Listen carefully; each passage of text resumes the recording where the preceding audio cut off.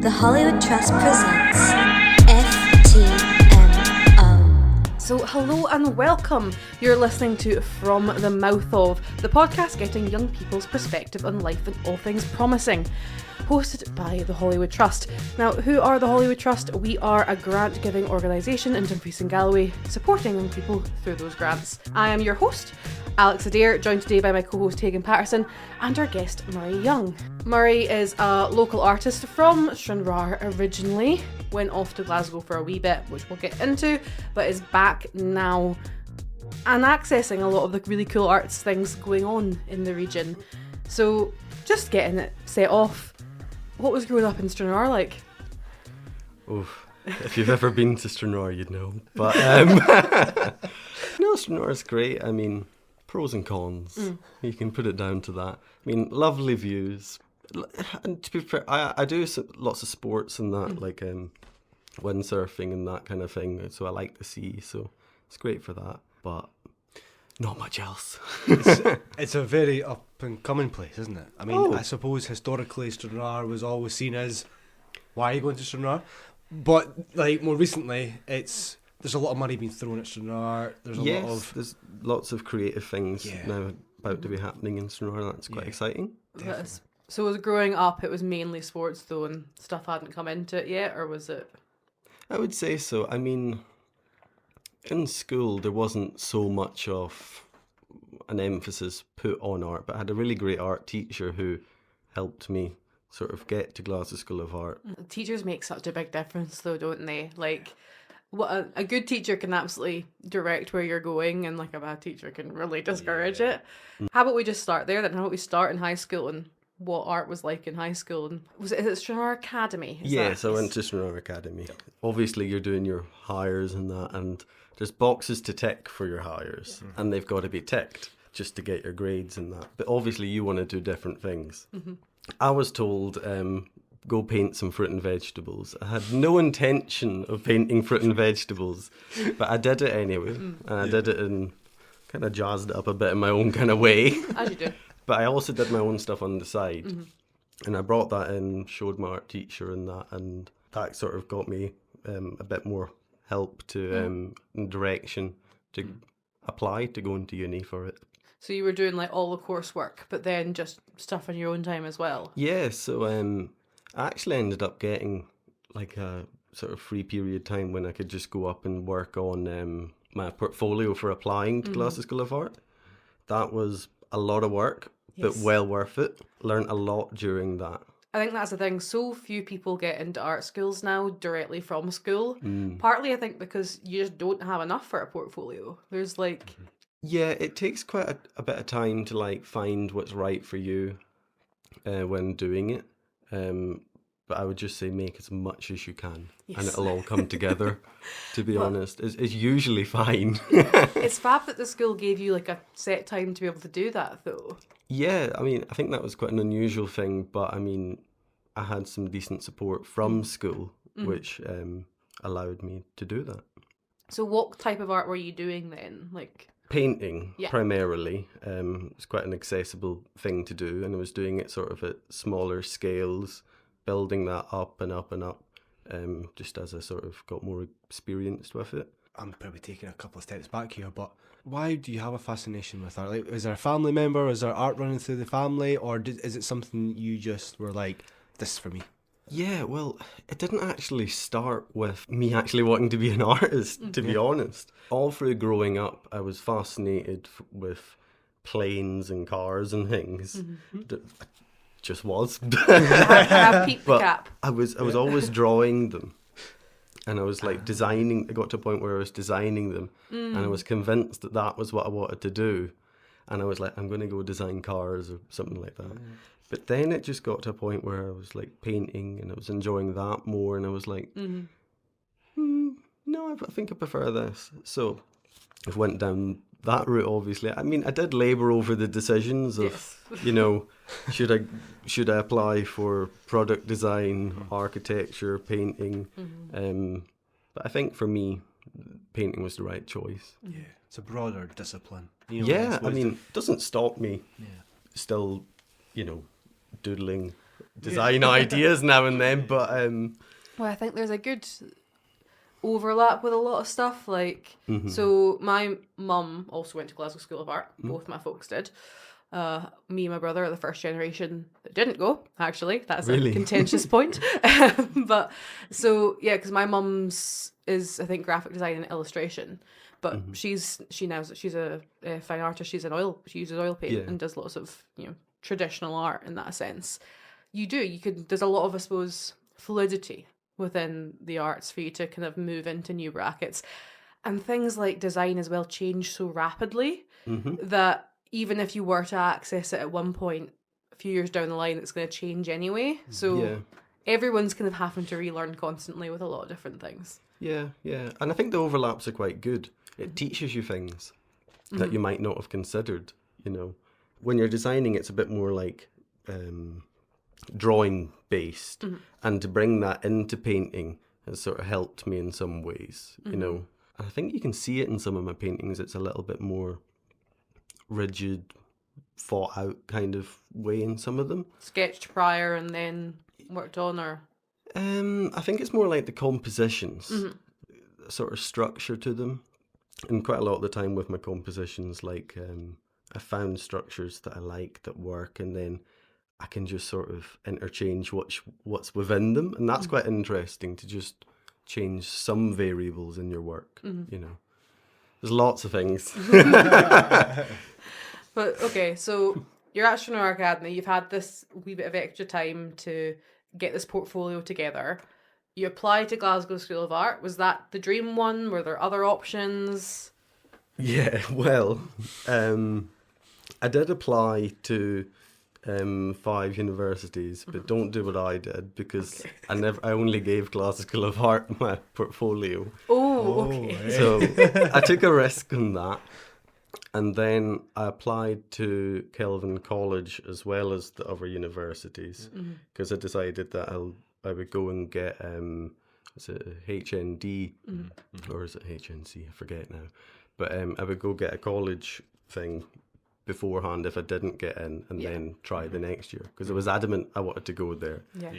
I didn't want to go anywhere else. Yeah. That's great that you got in. That's fab. Yeah, I mean, I couldn't believe it. The thing is, like, it's the case of getting into your dream one. The goal is always huge anyway, but as I said earlier, it is so difficult to get directly into art school now. Like, it's not a common It is path. quite difficult. I've seen people with great work who were there when I was at my interview, and some of them did not get in. But I have seen them go to other art institutions, and that has worked for them maybe better. It's really what's suited to you. Yeah. And I suppose it's the thing as well where, correct me if I'm wrong, but a lot of art degrees have that foundation year to start with as well. Yep.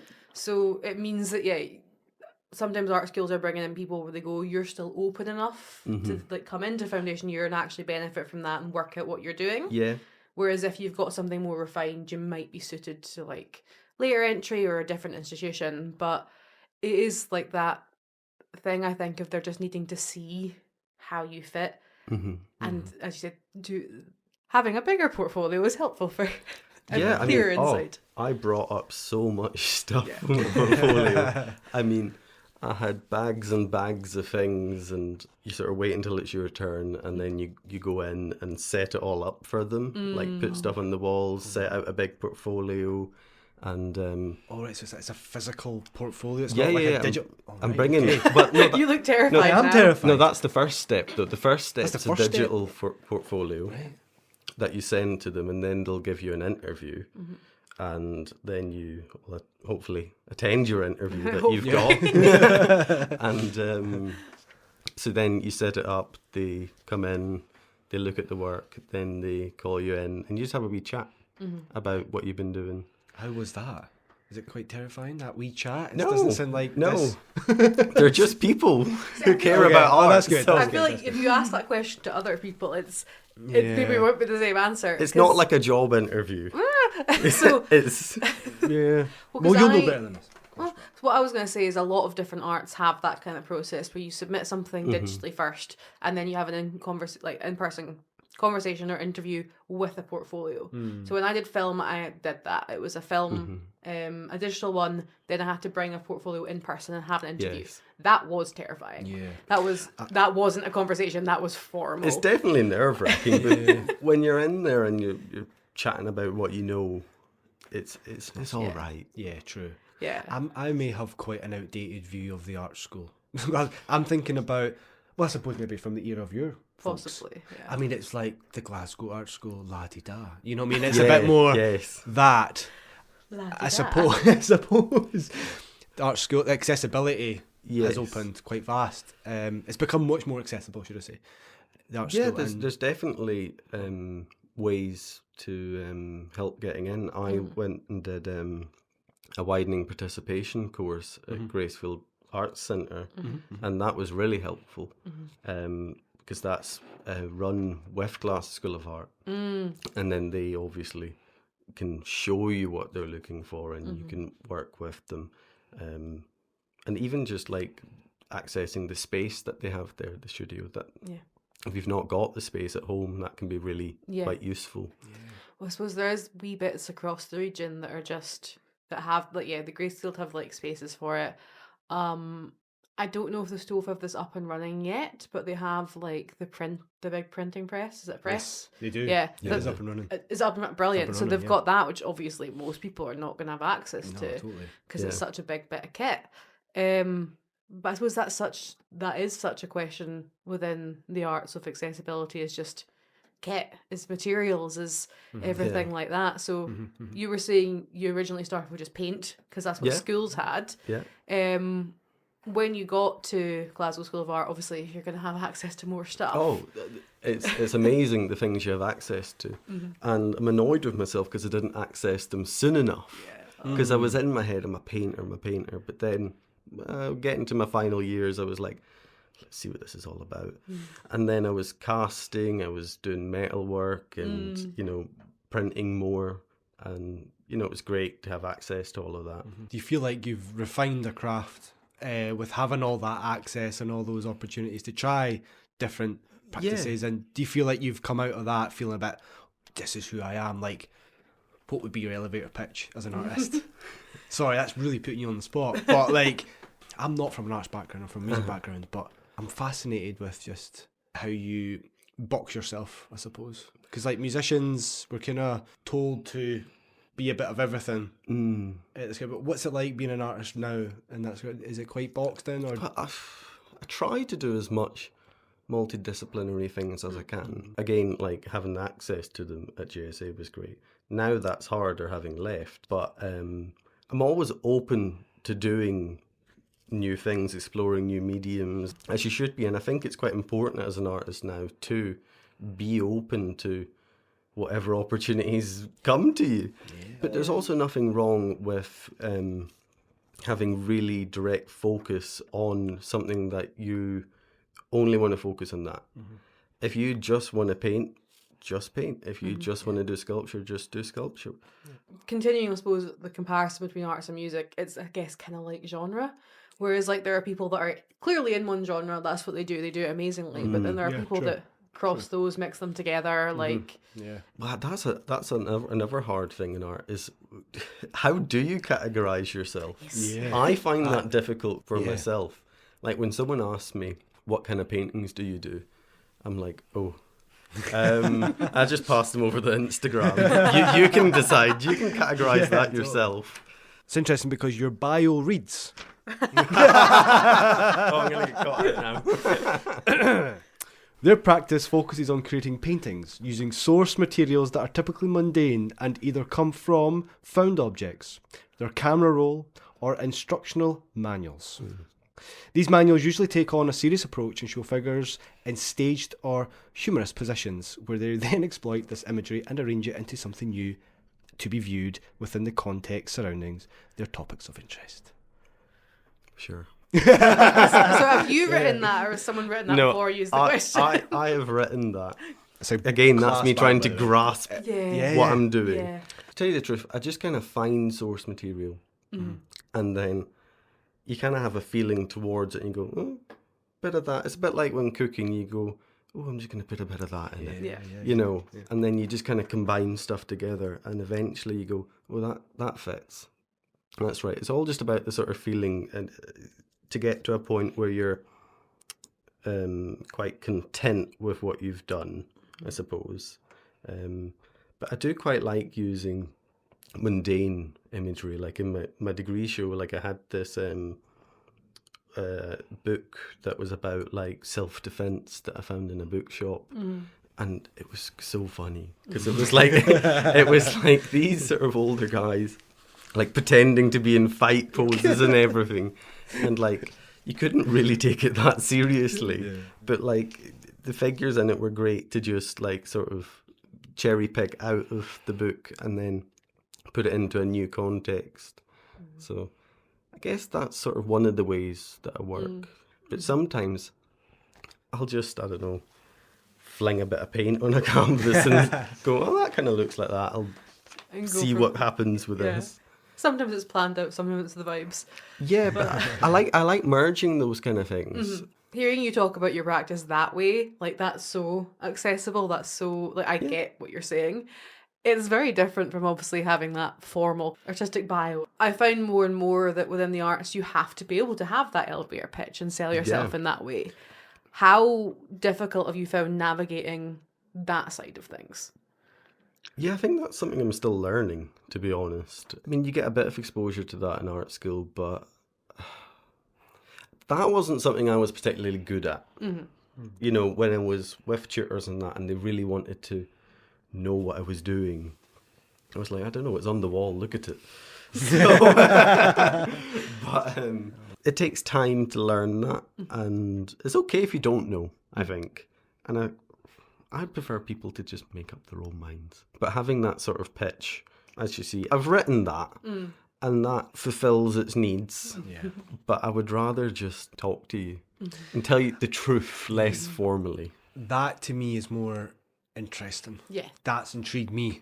Right. I'm coming to your next exhibition because of what you've just said. Yeah, I mean, I think it's better to just speak to people and tell them, like, oh no, like I just spilt a cup of tea on that, that's what that bit is. Rather than write an essay on it. Back round, I suppose, to you saying about the kind of idea that art school's this slightly pretentious thing, whereas It can be. Yeah, but that is often the perception, and I think sometimes having to have those pitches and having to have that kind of public-facing persona of sorts. But it's definitely necessary. Yes. Yeah. That is always an interesting one. But thinking of like different opportunities and stuff that you've had, and you've obviously spoken about being at Glasgow School of Art and the different opportunities that you experienced there. You also had another thing you accessed in Glasgow and became part of, and that was the Royal Glasgow Institute. So how are you involved with them? That's quite a funny story, actually. My uni halls were across the road from the RGI, to shorten it. And I'd just seen out my bedroom window that there was an exhibition on, and I thought, oh, I'll pop down and see what's going on there. And got to the door, and the lady goes, oh, sorry, it's a private view tonight. It's invite only. And I was like, oh, okay. But she was like, not meant to, but just 10 minutes, I'll let you in. So I got in there and just started chatting to them and sort of going, if you need any help, any installs of that, just call me. And sure enough, I started helping them with installs and de-installs and that type of thing. For free, mind you. But eventually they felt sorry for me and started paying me. So then I started sort of working in there a little bit. And that was a great time. That's probably the cushiest job I've ever had. Because I loved it. It was great. And then eventually got asked to join the board. They must have been really struggling. Not at all. No, a lot of things came from that. I managed to get a show called Exhibit A, where a lot of Glasgow School of Art people came over. And that gallery doesn't tend to have a lot of student-y exhibitions in it. But it did really well. I think people wanted to see a younger sort of perspective. But it was great experience being on the board there, learning about sort of finances of a non-profit and how galleries actually operate. I suppose that's a side that not every artist will get to look at, is the actual running of a gallery type No, thing. it was quite a unique thing that I stumbled into, but if you ever get an opportunity, go for it. And this is exactly what I was just about to come on to. It's like, wow, like that is an opportunity and a half. Now that's down to you. That is purely down to you because you have just thrown yourself at something. You know, how you're obviously an advocate for that. You've seen something, you thought, that looks interesting. Yeah. Potentially there's a door to open. And as a result of that, many doors may open. Yeah. And it worked for you. Yeah. Because you became trustee director. Yes. By just offering your services. Now I know we were talking there about offering things for free. Like, and we're not advocates for that. No. You know, when it comes to creative practice, we are all for valuing your craft, make sure you're paid for your craft. There's a lot of that within the arts where it's do it for exposure. Or I definitely wasn't taken advantage of. No, I was, But I was more than happy. It's finding that balance of when it is like appropriate, when it's appropriate, when it's like something that you want to Yes. do and a door in, versus I suppose being taken advantage of or being exploited. totally. Yeah. How have you navigated, I suppose, therefore, that line between what's a genuine opportunity and what might be someone just taking the mick a bit? Well, you should do opportunities where people are genuinely interested in what you're doing. There's vanity galleries out there where you can pay to have an exhibition. They'll take your money, but they're not interested. So avoid things like that. That will not help you. You should apply for things where people are genuinely interested and want to know more about what you're doing and give you that exposure.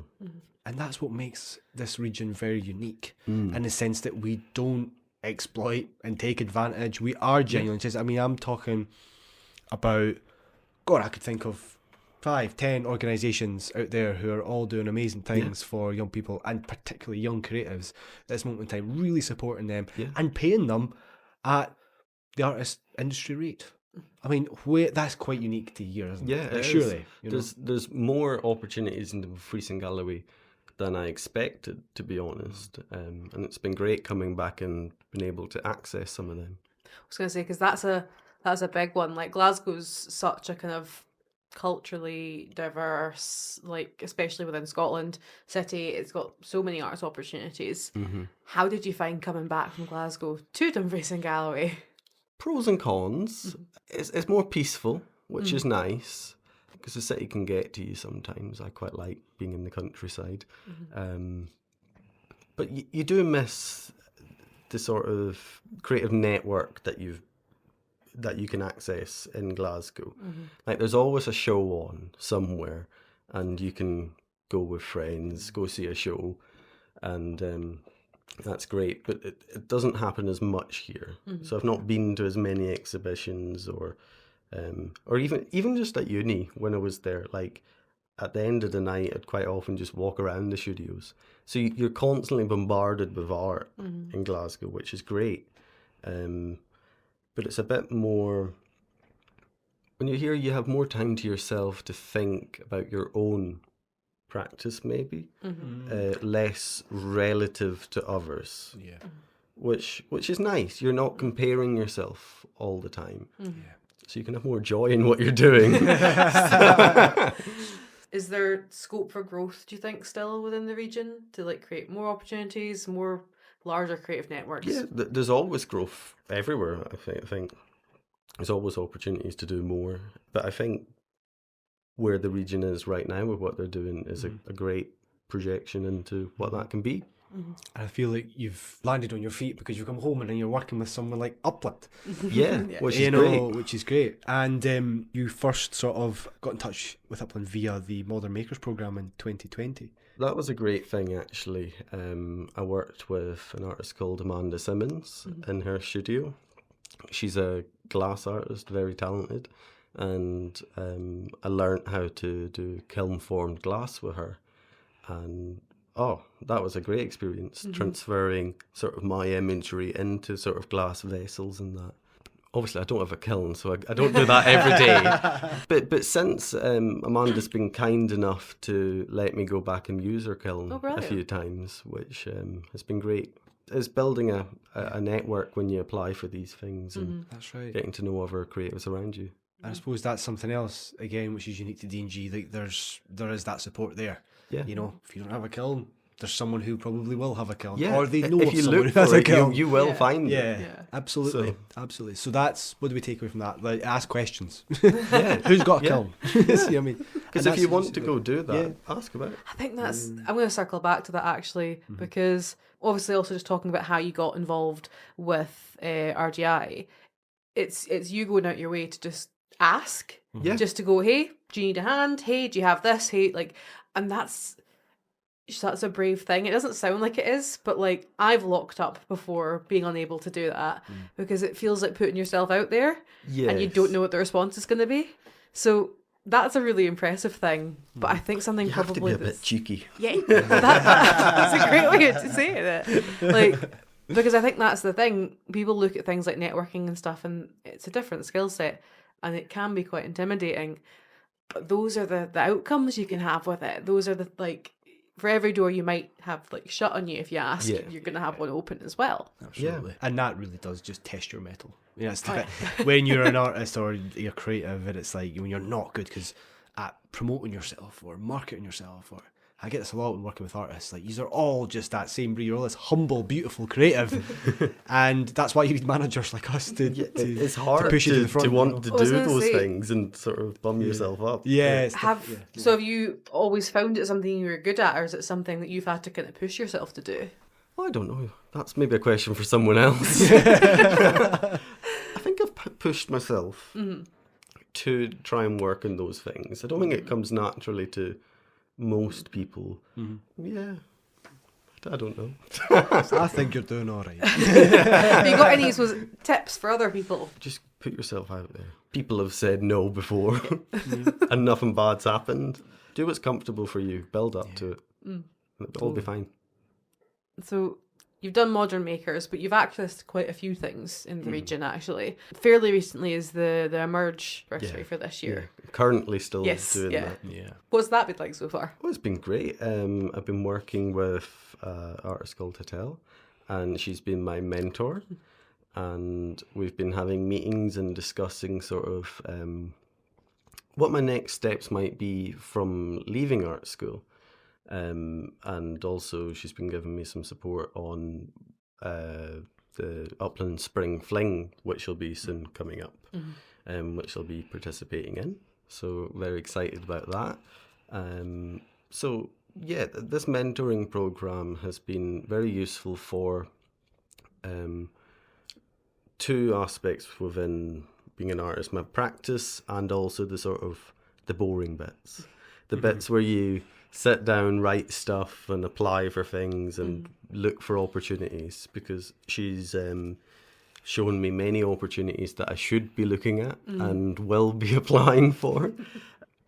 So yeah, there's a lot to being an artist, and I think having that sort of support has helped clarify things and, you know, give me more focus on what my next steps should be, and sort of give me more confidence within myself that I am going along a path that should be okay. Yeah. I'd actually quite like to get into the boring stuff, essentially. Yeah. Because I think that's not talked about maybe enough.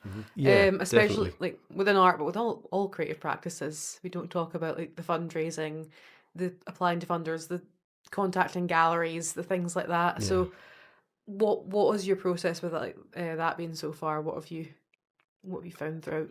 Well, Instagram's a great tool.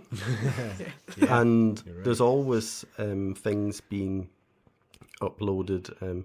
I use a website called Artenda that has a whole list of like exhibition open calls, competitions, residencies, that type of thing. Maybe for someone who has been through uni or has been an artist for a wee while, some of those. But there's definitely opportunities for everyone on that. So it's really just looking where to find them, getting yourself a decent portfolio of work together, a decent statement, and an artist CV. Those are key pretty much when applying to anything. And if you can nail those out, you'll be flying to everything. And then, I mean, I've had a lot of rejections in the stuff that I've applied for. Pretty much daily a rejection comes through. But then sometimes you get one that's not a rejection, and then that leads you on to another path, and you meet more people. You know, that's sort of how your network grows. And you need to understand that you're not going to get everything at that time, maybe. Shouldn't stop you applying in the future, but just keep at it. Go past the nose, keep going. Because that's what I'm doing right now. Yeah. I think it's super important is learning about how to deal with the rejection, because there's a lot of that out there, and it's an extra sort of layer of skin you develop as an artist and a creative, like, because it's not always just rose tinted spectacles and yes. It can be hard. It's tough. It's really tough. Now I'm speaking from a music background, but in the artist world, I can imagine it's more or less the same. Yeah. All arts are subjective. You can kind of acknowledge that and use that as like a bit of a buffer. But at the same time, a lot of art is personal. Not all of it, but a good chunk of it. Yeah. So when you're putting that bit of your person out there and that's the bit that's receiving rejection, how would you say you kind of like separate art from artist with your own stuff? And like, I suppose, how do you handle like rejections and criticisms and things like that? Just don't think about it. I mean, simple as that. Just don't think about it. I mean, you're gonna though, but it's not that deep. It's like, what flavour of crisps do you like? Oh, I don't like them. It doesn't matter at the end of the day what someone thinks and what awards you get or whatever, because good art will prevail. It will. In my dissertation, I spoke a little bit about a lot of art is led by the markets and it's fashion in a sense. It all comes and goes, what's going right now and that. But if that's not what you're doing, still do what you're doing, because if it's good, people will look at it and they will care about it. So people's opinions on what you're doing aren't terribly relevant, to be honest. I mean, of course you want people to like it, and you do need people to have some appreciation towards it, but it's not the end all be all. That's just the cherry on top. I think that's really admirable what you've just said. I think this next generation pushing through, I think there's such a fear of being judged in what you do, and we're seeing that with a lot of new music. It's not coming through, it's not pushing through because people have this continuous fear of being judged, and it's like there's an increase to kind of, this is more of, I suppose, let's look at social media and just social aspects, but there's an increase of like cringe culture that's on the rise massively, and it's preventing people from just being able to enjoy things because they are so worried about how they're perceived. And there's something about, to be cringe is to be free almost, in the sense of if you can just embrace that some people are going to judge it and some people might not like it, but you do. What's more important in that in that balance? I suppose that's why we're finding a lot of creatives, they're finding themselves out later on in life, like the 25 plus. I'm calling myself a creative, but I don't have a traditional kind of practice. It's quite a broad spectrum. So. Absolutely. But it took me to the age of 26 to find out that, I could be creative in some way. And I suppose it was quite acceptable at that time in my life as well to be creative, because I'd figured out what I don't want to do in life. And I think that's what's super important when you enter that creative world, is what's super important is go and find out what you don't want to do and want to be, because there's many jobs. There's a huge diverse ecosystem out there to explore. And How long were you in Glasgow? 4 years. 4 years. So in that time away, like, have you felt like a positive shift, a negative shift when you've like come back? It's pretty much stayed the exact same as it was, to be honest. I mean, there are new initiatives happening in Stranraer. There's a lot going on. As I said, there is. If you want to go find it, it's there. But I'm mostly in my studio. So your studio is a new venture, isn't it? Yes. Yeah. Well, I have had it for a while, but it's very slowly adapted more to my needs. So is a home studio? It's a home studio, just a small room in the house that I mean, it used to have like a bunk bed in it, and I got rid of that now, and I've been building a thing to store canvases in, because I got that's a big issue Yes, for artists. Storage. That's the main issue you will have as an artist. So think about that. Yeah. But yeah, it's just getting what works for you, because I mean, I think everyone works in their own quite specific ways. I mainly use oil paint, so I've got like a wee trolley thing with a big mirror on it from oil paint, and Lots of terps, I'm guessing. lots so. of terps. Can't light a match in that room. How is it? So you've confined to home with this studio. Yes. Are there spaces, accessible spaces for you to set up a studio elsewhere? Like, is that something that's coming through the pipeline plans for Stranraer? Because obviously you wouldn't. I'm come all the way unsure to for Dumfries. Stranraer, but I mean, out with, I mean, there might. I'm not sure if they're doing anything here, but there is. I had a studio that was free in Glasgow, actually. Oh wow! Alongside my studio, obviously at uni. Outer studios, that's it. Outer studios, they're great if you ever come across them. They sorted us out with a massive studio, an abandoned M&S on Sucky Hall Street. Love that. Oh wow! So, I mean, we had such a vast space that we were able to use, and there were great exhibitions that gone on in there. So, I mean, just random spaces like that can sometimes be available, and outer spaces is really good to work with. I wonder if that's something we could kickstart here. Yeah, because there is a lot of Empty unused, spaces. forgotten about spaces. Yes. I mean, I know like Dumfries Music Collective, they've been really good at using space, forgotten about spaces for gigs and doing DIY gigs.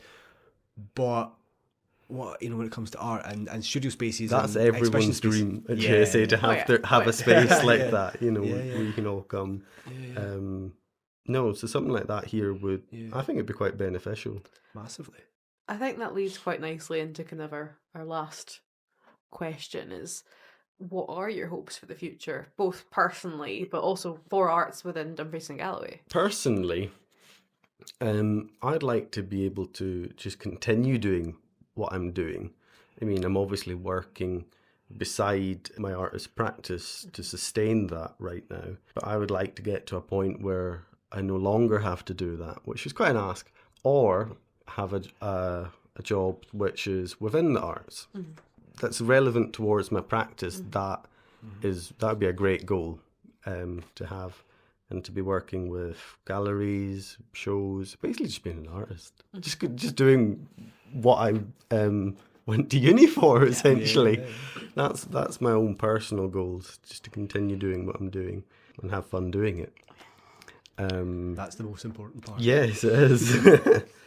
But as for the region, I think there's some great opportunities, but there can be more. And I'd like to be involved with whatever else comes up. And whatever opportunities, just jump on them. Yeah. No, Nice note brilliant. to end on. So thank you, everyone that's listened, for listening. Episodes of From the Mouth Of do come out bi-monthly, and to clarify, that is every other month, not twice a month, and you can get them on anywhere you get podcasts, really, but also if you want to go have a wee look, we'll have them clipped on TikTok and Instagram.